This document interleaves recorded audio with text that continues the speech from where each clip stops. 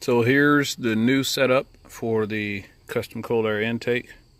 I'll show you on the previous picture that the old custom intake tube, the PVC pipe, even though I wrapped it with the lava shield, on the inside, on the end closest to the throttle body, basically near all the engine heat, you can see where it started to melt and warp.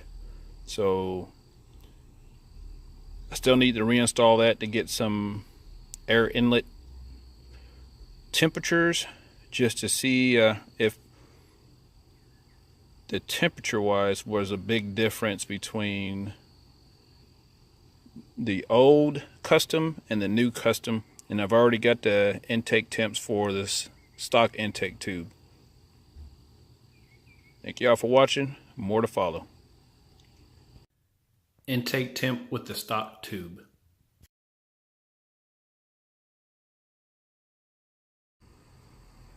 And there's the finished product. Lots of playing around. May do some more trimming because I've got too much tube on the inside of here. Tube stops all the way here, almost right perpendicular with the throttle body. So, but still, sensors in. It's in a good spot. It's a good seal. Go ahead and drive around, get some air intake temperatures. So far with the stock unit, the difference has been ambient air temperature versus inlet air temperature anywhere from 7.5 to 12 degrees on these nice warm southern days. So it's getting to be the evening, maybe a little bit with the cooler temperatures, less of a difference, but we'll give it a whirl, and I'll post the results. Thank y'all for watching. Intake temp with the aluminum tube.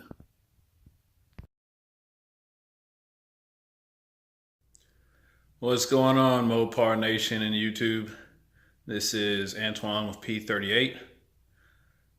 Finished the intake upgrade after going from my first custom intake to back to the stock intake tube anyway. Still have the Hellcat upper and lower air box with the AEM dry flow air filter. And this new aluminum intake arm, I'm thinking, just from looking at the numbers from the intake temps as I drove around more, and you'll see them when I post the screenshots, is it is retaining more heat. So I'm not 100% convinced on this lava shield that I used on the PVC pipe, just from the melting on that pipe, which you'll see in the pictures posted on this video. So I'm thinking another heat shield of some type. Not so much header wrap, although I did think about that just for a cool look. Either way, the numbers wise, the temperatures were about the same in the beginning of the drive, but then the more I drove, the higher the temperature went. But also, when I stepped on it, the OBD2 reader that I have that goes with the app on my phone, my horsepower numbers went up. And the previous high was 322, and it went up to 326. So, like I said, I was thinking, I haven't done any numbers with the 4-inch PVC intake tube.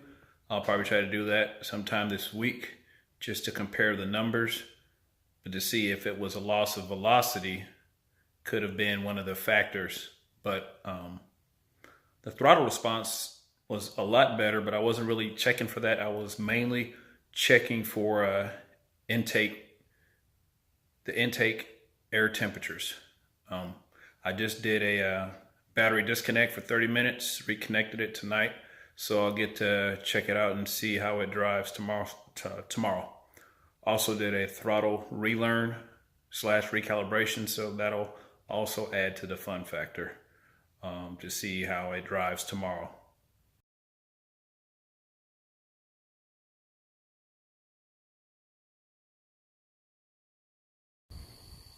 Well, what will you know it, but being a pack rat sometimes does pay off. Looked in the corner of the garage, and I've had this part foam on the inside insulation, and the outside is heat reflective.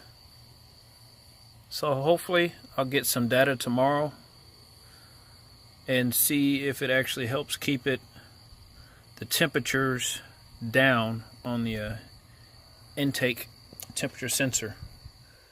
What's been happening is it's been staying between 5 and 10, but if I sit idle for 10 or 15 minutes, the temperature will go up to over 20 degrees difference between the air temperature and the intake air temperature, and it will have it to, even once I start driving on the interstate, it'll have a difficult time getting back below 15 degrees difference.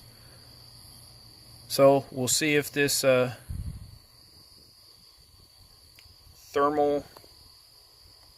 somewhat thermal shield will help keep the temperatures down lower at idle, and see if we can't keep it between 5 and 10 intake even after sitting idle for 10 or 15 minutes. Heat wrap.